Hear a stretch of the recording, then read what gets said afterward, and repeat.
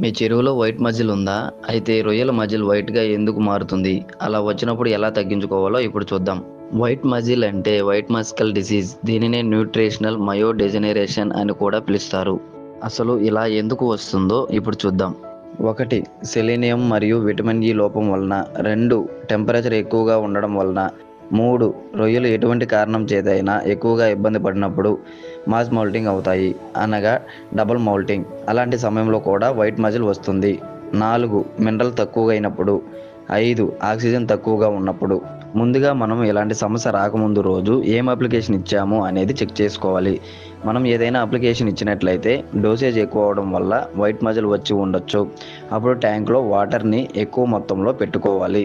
3. Vitamin C ఫీడ్లో మరియు direct చెరువు application ఇవ్వాలి. 4.